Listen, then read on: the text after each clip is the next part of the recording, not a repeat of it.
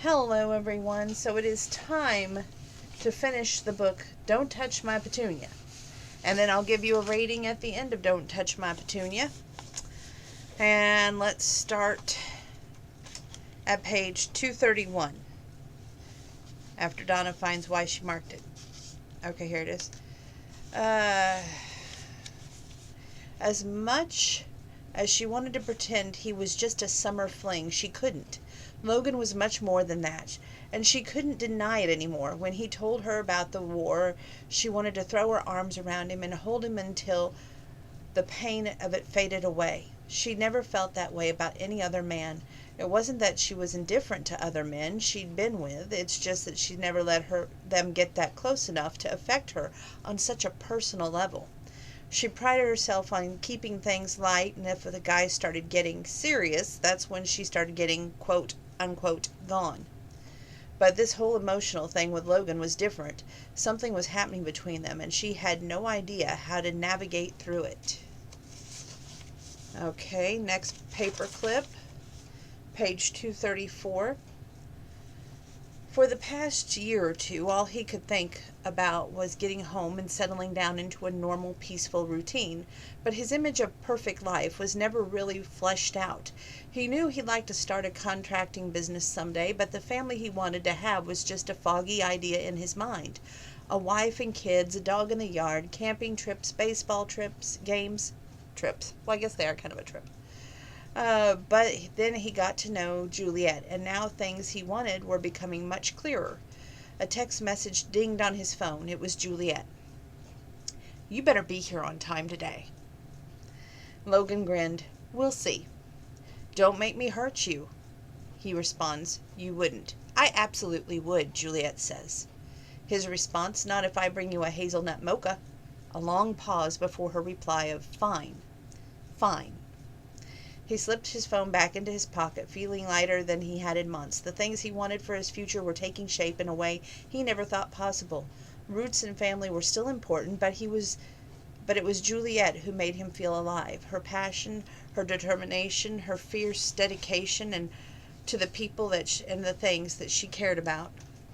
Logan wanted her to care about him like that. He wanted her to care because he wanted her. Page 235. Okay, moving on. Next paper clip, page 247.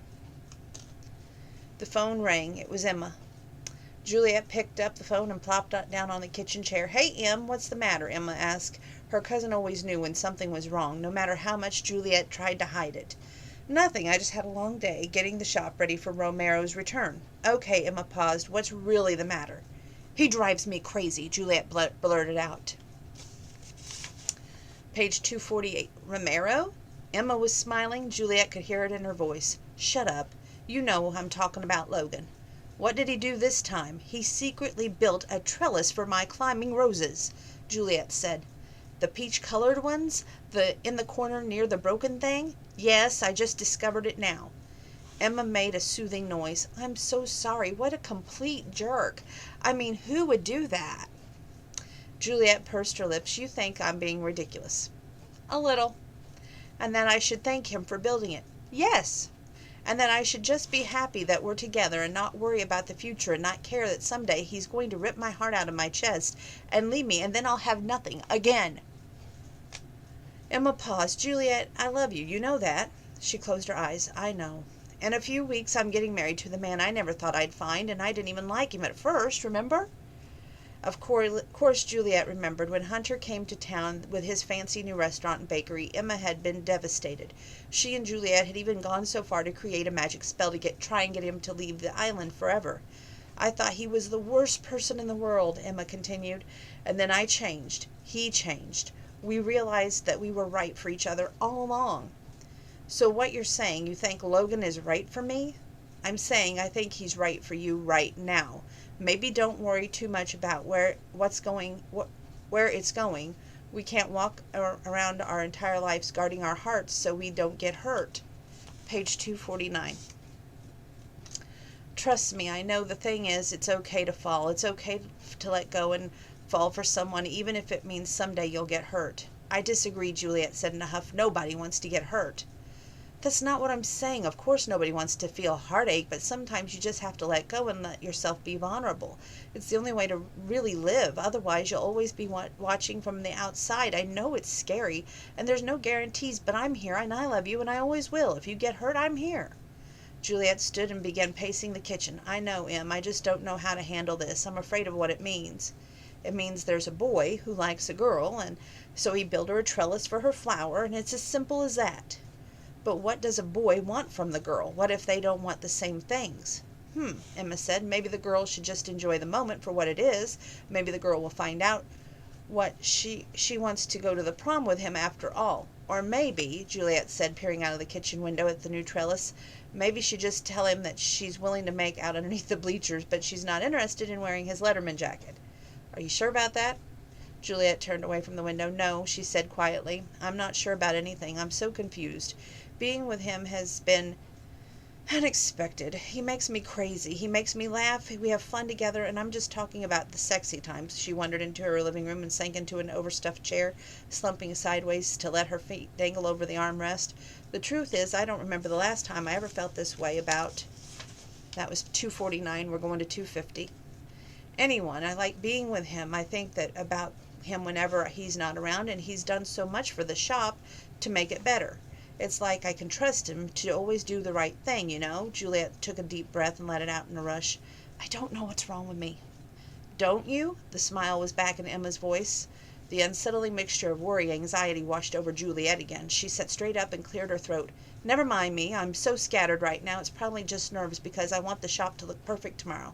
You're going to have to thank Logan for the trellis sooner or later, Emma said. Juliet lifted a hand to massage her forehead. Then I choose later. I'm too tired to deal with that right now. Romero's coming back from the trip in the morning, and I have to find a way to bring up buying the shop. Word of advice. Maybe don't bombard him with that minute he walks through the door. Let him take a couple of breaths first. I'll let him have a few, Juliet said, but once he sees the place, he has to understand that I've got things under control. He has to see that I'm the right person to take over. And he will, Emma said soothingly. Juliet hoped more than anything that Emma was right. Next paperclip, which is page 255. Again, it was so easy to be with him, and she finally decided to take Emma's advice and just relax into their relationship. It wasn't that hard because with Logan, everything just felt right. Okay. Next paperclip is 258 and, 259. And continuing on. You're leaving me the shop? Logan looked confused. Juliet's mouth fell open as she looked at Romero to Logan, then Romero to Caleb, then to Logan, and then finally back to Romero. He was giving his nephew an encouraging nod, smiling in a charming way, the way he always did, smiling her favorite boss in the entire world. Her favorite boss who was just yanked the carpet out from underneath her, then flung that carpet into her future and lit it on fire. No, Juliet mouthed, her fingers digging into the couch cushions.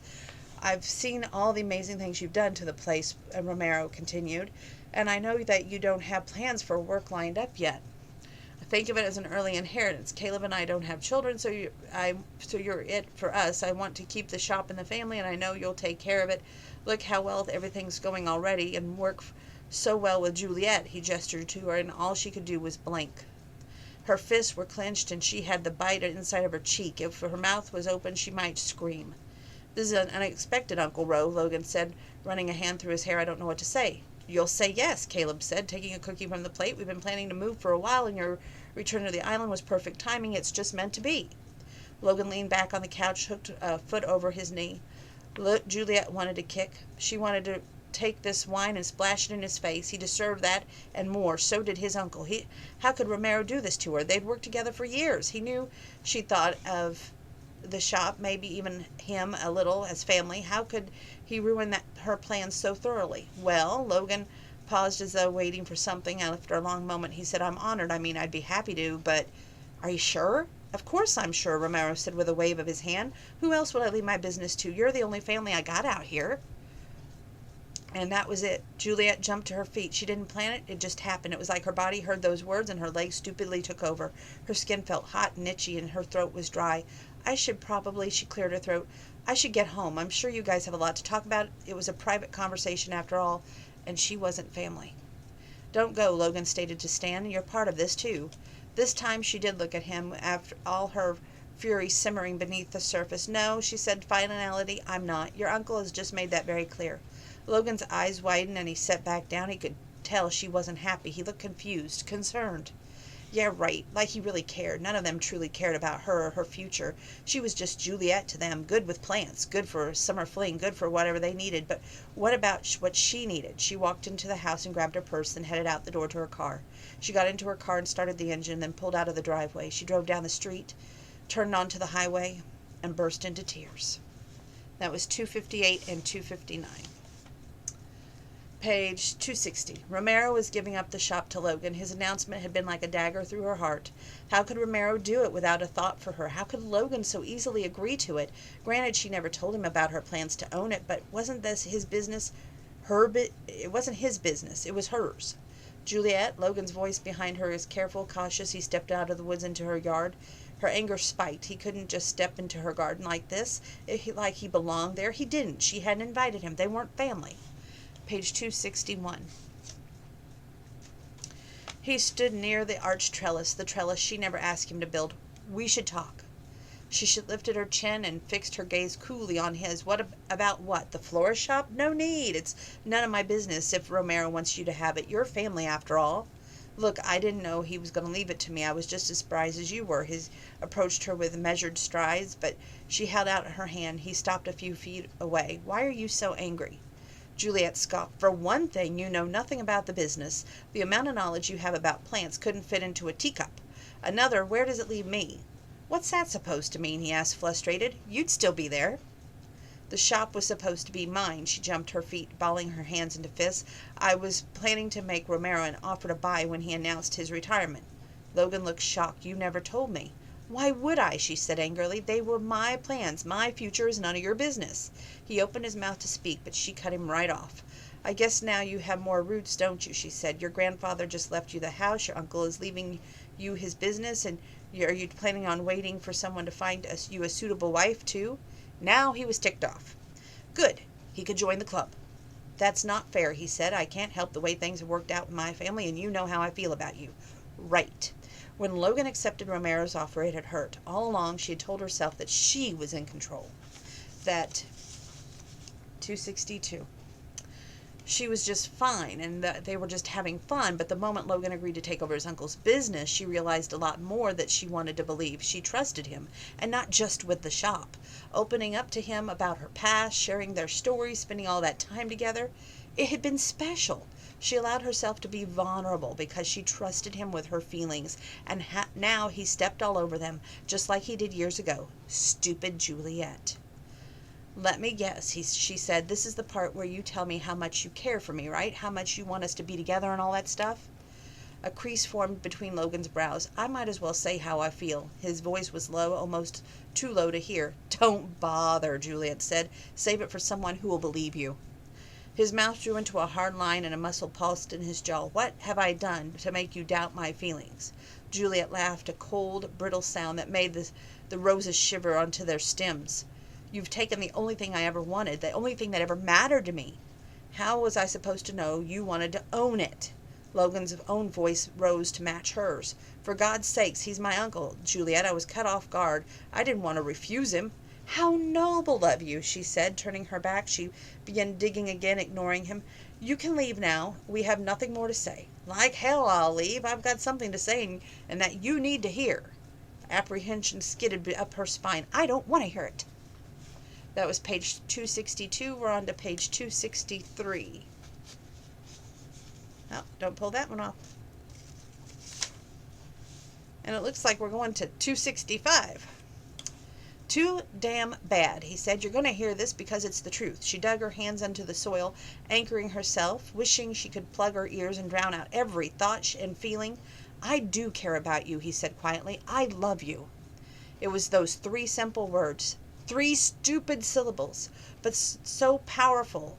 Juliet wanted to bury her head and sob. Why now, when everything was falling apart, when she was too old to believe in it? "Everything that you are," Logan continued. He didn't sound angry anymore. He sounded determined. Juliet felt as if her heart was bleeding out. She didn't want this. It was too much. Don't. I want to keep what we have together, Juliet, he continued. I want this to last. She started pulling weeds like any other normal day, like he wasn't standing there telling her the exact thing she wanted so badly to hear since she was a young girl. But he was so late. Last night had been a painful reminder that she was truly on her own, that she would never be safe if she wasn't in charge of her own future, and relying on a job with Logan as her boss just wouldn't work. Relationships ended. If her livelihood was tied to him, she'd always be at risk. Vulnerable. Merging her life so completely with his would just end in more heartbreak. She had to protect herself. She didn't have any more of herself to give. This had to end. She turned slowly to face him, feigning a sense of calm and she didn't feel. We had some fun, Logan. That was all it was. I know you don't believe that. He looked like he could just see right through her. This thing between us has been more than that. Is it? If she was going to break away from him, she needed to make it count. The first cut was always the deepest. Just get it over with. Why do you think I sold Bella that perfume? I wanted you to get together. I knew that she was into you, and I thought that you guys would make a good couple. That's why she kept bothering you. That's why you kept taking her on dates. I wanted you to be with her. Logan looked, though, as if she'd slapped him. It made her insides knot with guilt. She ignored it, forcing herself to stay even. I never wanted this fling between us to last. It was just a silly diversion. Ask any of my friends. I was just bored anyway. You didn't seem bored when I met you in the garden this other night. Juliet had a sudden flashback of them together under the stars, the way he moved above her, the feeling of the damp grass beneath her naked back, and how his face blended with the night sky overhead until nothing had ever felt more perfect. It didn't mean anything, she managed. If you somehow thought we'd continue working together like some happy couple, you were sorely mistaken.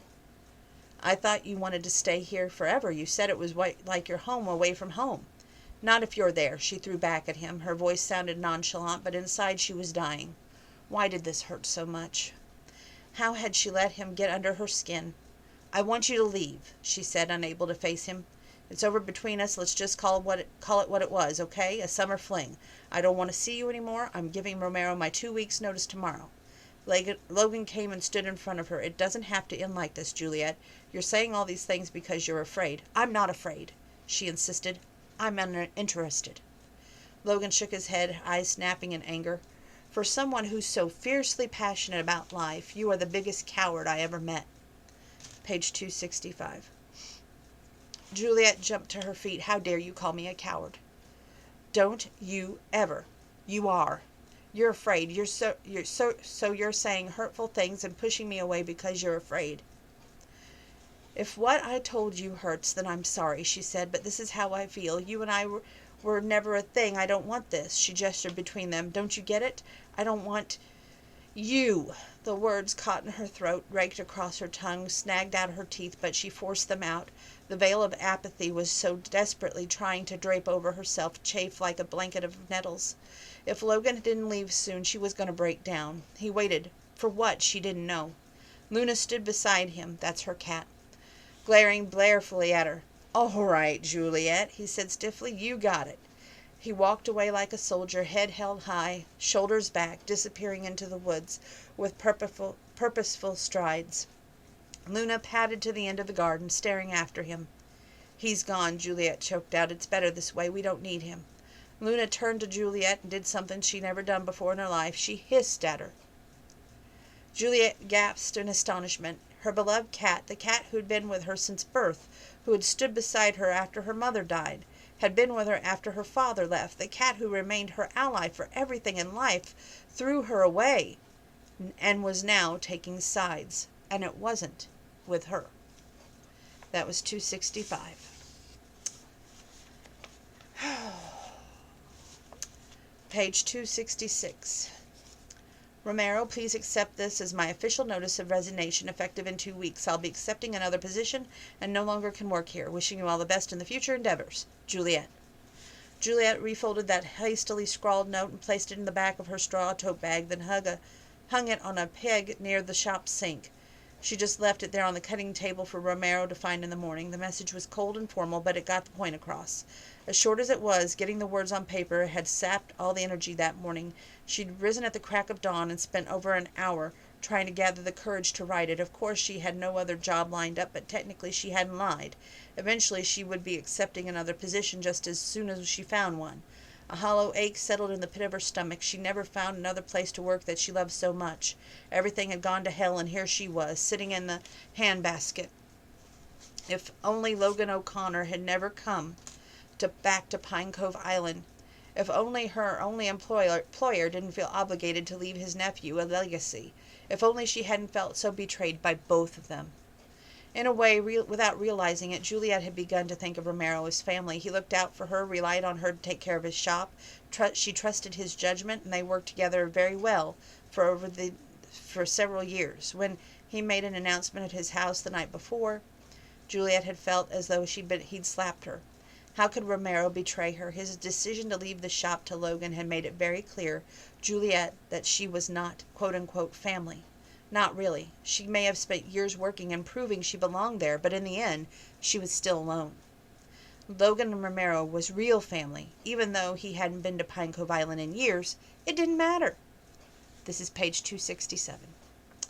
And then there was Logan. Hearing his casual acceptance of Romero's offer had been like a kick to the stomach after she already gone down. Not only did Romero prove through his actions that he valued Logan more, Logan had shown Juliet how little he valued her. There was a nagging ache in her chest, a heaviness that just wouldn't go away. Whenever she thought about things she said back in her garden, but she wasn't going to waste her time looking at it so closely. What did it matter? Juliet let out a harsh laugh. What did any of this matter? She yanked off her apron and placed her last vase of gladiolas in the walk-in refrigerator. The workday was over, and she was fulfilled her obligations. The plants were thriving, and the new floral arrangements were made, and the orders had been filled. Without a future here, everything felt dull. Her phone rang. She grabbed it, not recognizing the number. Hello? Mermaid! Brock Templeton's fake Australian accent boomed. I haven't seen you in ages. What have you been up to? This is page 268. Oh, just sifting through the wreckage of my life is what she's thinking. Not much. What are you doing? I'm standing outside your flowery store. For a brief moment, his jovial voice lifted her spirits. Who the hell cared if his accent was fake? If his abs were airbrush? At least he couldn't break her heart. Okay. Page 276 and 277 and 278. Logan placed the last glass in the kitchen sink and put away the broom. After Juliet left, he spent the hour cleaning up the mess. Now all evidence of the party was gone, with only trampled seedlings to tell the story of what had transpired. In the morning he could easily reseed the grass, and it would grow in no time. He learned that from Juliet. She inadvertently taught him a lot about growing things. Plants were, quote-unquote, her people, after all. A sharp ache lanced through him when he watched Juliet leave in Emma's car. The bond between them was broken. He ruined it by accepting Romero's offer without thinking it over. He had no idea how much it would hurt her, and now she didn't want anything to do with him. Logan squeezed his eyes shut and rubbed a hand over his face. Juliet was complicated as the wild roses growing in the woods near her house, gorgeous and alluring and prickling and unforgiving. What had ever made him think that things could work between them? When Romero had announced this news, Logan had felt a fierce sense of relief. He believed it was a starting point for Juliet and him to have a life together. He already knew he wanted her, and this was a way to guarantee that their lives would be intertwined. She'd never be happy without the florist shop, and if he was a permanent part of it, the owner, then they could stay together. Now he realized what a mistake he had made. He shouldn't have tried to force it. But none of that mattered because she didn't want him anyway. Hell, she'd even try to get Bella and him together. If he had somehow hoped that Juliet would come to her senses and take back the painful things she said in the garden, the scene of the patio with her in Brock's arms finally brought it home, what he should have known earlier. She really didn't want him. He needed to accept it. They were all wrong for each other, and he'd been too stupid to see it until now. He let out a frustrated breath and did a final check of the back patio gardens. Everywhere he looked he saw Juliet's influence. Her love and care of plants was evident in all the details, from the carefully chosen terracotta pots for the gardenias along the walkway to hanging flower baskets under the eaves. Back in the kitchen, a folded piece of paper lay in the middle of the table. He felt a deep sense of foreboding as he opened the single sheet and read the short note. So she really was leaving. Logan gripped the note in his hands, overcome with anger and frustration and guilt and sadness. This place was hers more than could ever be his. Even though she made it clear that she didn't want him, she could still have the shop. There was no way he would ever be able to continue running the business without her. He didn't even want to. She poured everything she was into this place. Logan crumpled the piece of paper in his fist and tossed it in the trash. In 2 strides he was out the door and headed to his truck, with only one destination in mind.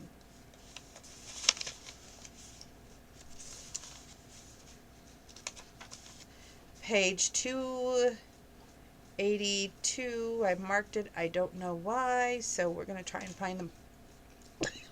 Excuse me. It's my allergies. For some reason, they're really acting up. It's maybe because I'm getting older. I hate using that word. Okay, here we go. You wouldn't be the first person who told me that. Of course you're not fired. Here we go. I came calling to tell you that Logan and I had a long talk about you. We've decided that the shop should be yours. You're the one who cares the most about it anyway, and I know you'll take good care of it, so I'm calling to find out if you still want it. Juliet's heart did a little tap dance along her rib cage. What? My florist shop. Logan convinced me that no one can love the business more than you. He said you were the only person who could ever do a better job than me, and I have to agree. To be honest, it didn't take much convincing on his part. All your hard work and dedication, the leaps and bounds you've made with the organization, all of it is proof that you're the best fit, so I'm just calling to let you know that it's yours if you still want it. Juliet gripped her phone, and in a tiny exhale, yes. I only offered it to Logan because I wanted my nephew to start a new life here. He came home with no set plans after leaving the army. I wanted to give him a chance to have roots here again. I thought he wanted to stay, but I was wrong. What do you mean? He said he was grateful for the opportunity I offered, but it's not really what he wanted. He's moving to Florida, too. Panic sliced through her. He's leaving? Yes, he's putting up his house for sale just after he finishes dealing with the yard. I guess there's a sick tree that needs to come down, and after that he's moving on. Juliet felt as a jagged of a rock had lodged in her throat. She kept trying to swallow around it, but the pain didn't ease. Romero kept talking, but she barely heard what he was saying. Somewhere in the back of her mind she knew that she should be thrilled with this news. Her dream of owning the shop was finally happening, but the emptiness eating away at her insides felt nothing like victory, and everything felt like defeat. She hung up the phone, cutting Romero off mid-sentence, and ran for the door. That was page 282 and 283, and here comes 284, 285, 286, 287, and 288. Her body ached from the hangover, but Juliet didn't care. Sorry. When Romero told her that Logan had given up the shop and was planning to leave, everything seemed slowed down. But when Romero announced that he was leaving the shop to her, she felt a flicker of comprehension followed by a tiny leap of pleasure. But it spurted and died out. None of it seemed to matter. Logan was leaving. Juliet ran faster. Just 100 feet away from Logan's property now. Pain sliced through her throbbing head. She'd forgotten to drink water, which made it even worse. She just didn't care. She wasn't even properly dressed, in bare feet in her nightgown, but none of that mattered either. She needed to talk to him. She needed to tell him so many things. By the time she emerged onto his property, she was gasping for breath. She ran onto the back porch and banged her fist on the door. When he didn't answer, she banged again. Nothing. Juliet ran to the front of the house and tried the doorbell, knocking again and again. His truck was in the driveway, so he had to be home. Maybe he was ignoring her. It was a terrible thing to contemplate. Worse still was the for sale sign at the end of the driveway. She slumped against the door. It was all true. He was really leaving. She bumped her back of her head against the door. How had everything gone so horribly wrong? The door swung open, and she stumbled back, catching herself on the door frame. When she turned around, Logan was there. His hair was damp, and he was shirtless in nothing but a pair of unbuttoned jeans. He had a towel in one hand, and he smelled like fresh soap. His expression was carefully neutral, controlled. Juliet swallowed past the ache in her throat. I thought you weren't home. I was in the shower. She opened her mouth, but nothing came out. A bird cried somewhere in the distance. The wind kicked up, and Juliet shivered, rubbing one of the bare foot against the other. Get it together. Say what you need to say. Grow up. She faltered, tried again. I just came to say thank you for convincing Romero to let me have the shop. A slight incline of his head, nothing else. She couldn't read his expression. It was never occurred to her how good he could be at closing himself off. He'd always been so open with her. She cleared her throat. Why did you do it? Say it was because you want me. Say you're not leaving. Tell me you'll stay, is what she's thinking.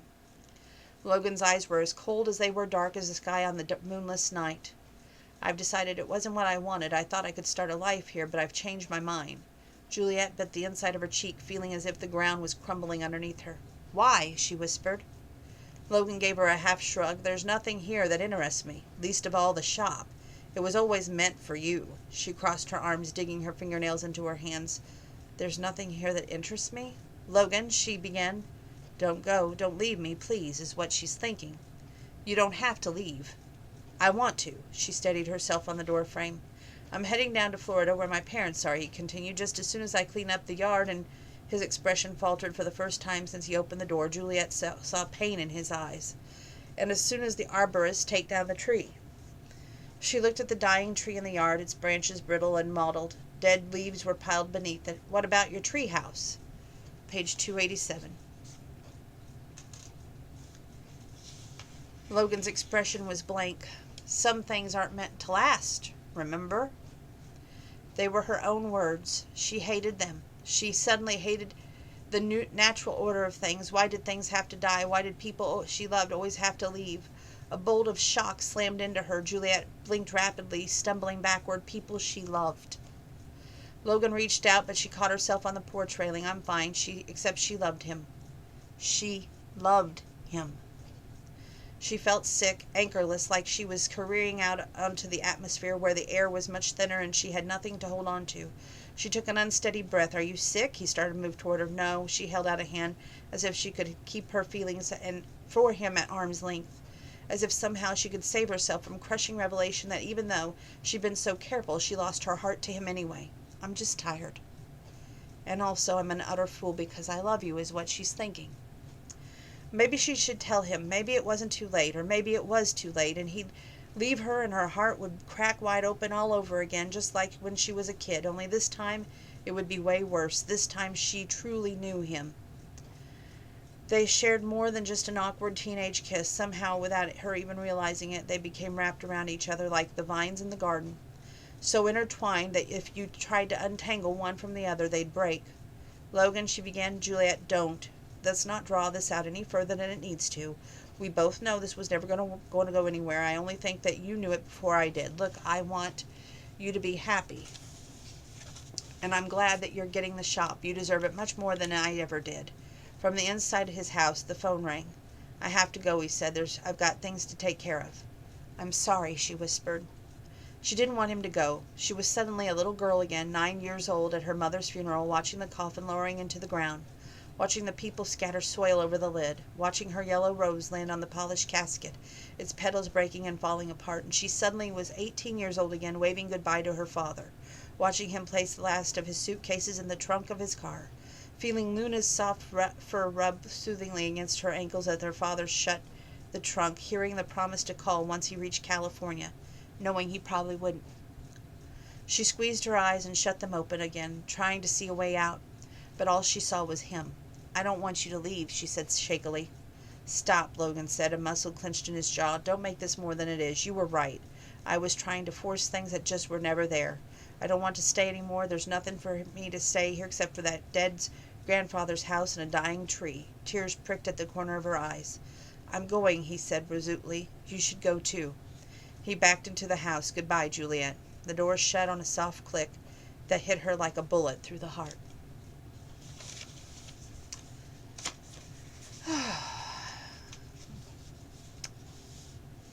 Page 300, 301, and 302. He shook his head and glanced down for a moment. I need to ask you something. The old Juliet also would have frozen up, raised the drawbridge, and got out the brick and mortar to build up a wall. But she wasn't going to be that person anymore. She wasn't going to shy away from her feelings. What is it? His gaze was serious, intent. Why did you do it? Why did you risk your life to save my tree? That was easy, because you love it. But now came the hard part. It was now or never. If she was going to live courageously, this was her moment. He was leaving, and that wouldn't change, but at least he'd leave with the truth. She lifted her chin and looked him straight in the eye. And because I love you. His expression was unreadable. But she kept her on before she just lost her nerve. And I want you to know that I loved you before. Those things I said in my garden, I didn't mean them. I was angry and hurt, and I'm sorry. I just want you to know that this thing that we had between us, she fought to steady her voice, forged on, that was real for me too. All of it was real. I was just too scared to admit it. There, she said it. And now he would go, and she would love him forever, and her life would go on as normal. For everyone else, just not to her. A small crease formed between his brows. Slowly he reached out to brush his fingers along the white streak at her temple. Your hair. Yeah, it's because, wait, what? She just bared her soul, and he was commenting on her hair? I said I love you, and I said it out loud, or did I just think it? His mouth curved into a smile. You said it out loud. Then he held her sprained wrist, cradling the splint between his large hands. Juliet felt confused, but also elated that he was touching her and looking at her like she was precious.